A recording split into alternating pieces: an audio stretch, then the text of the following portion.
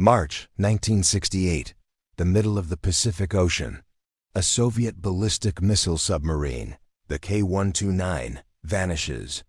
It is carrying 3 nuclear missiles and the Soviet Navy's most secret codebooks. The Soviet Navy panics. They launch a massive search fleet. They scour the ocean for months, but they find nothing. They assume the sub is lost forever, swallowed by the abyss. But they were wrong. The Americans had found it.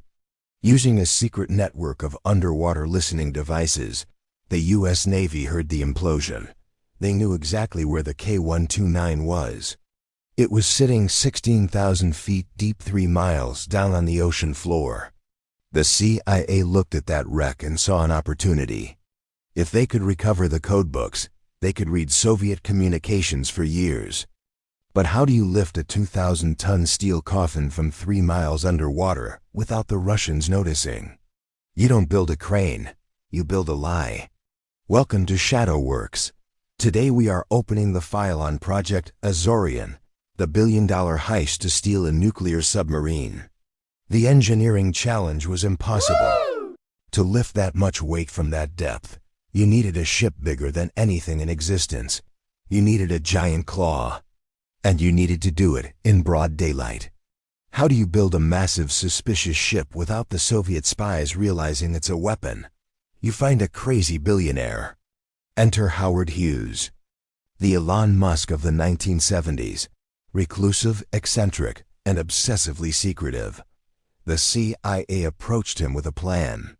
They announced that Hughes was building a ship to mine manganese nodules, rocks on the seafloor worth millions. It was the perfect cover. Why was the ship so huge? Because Hughes does everything huge. Why was it so secret? Because Hughes is paranoid about competitors. The media bought it. The public bought it. Even the Soviets bought it. The ship was christened the Hughes Glomar Explorer. It was a marvel. Inside the hull was a massive moon pool, a giant sliding door in the bottom of the ship. This allowed them to lower a claw, grab the sub, and pull it inside the ship so no one would see it when it surfaced. The claw was nicknamed Clementine. It was built by Lockheed Martin in secret. It looked like a giant robotic hand, designed to cradle the fragile hull of the Soviet sub. In 1974, 6 years after the sub sank, the Glomar Explorer set sail. It parked directly over the wreck. It wasn't smooth sailing. A Soviet tugboat showed up. They circled the Glomar Explorer. They watched it. But they didn't shoot.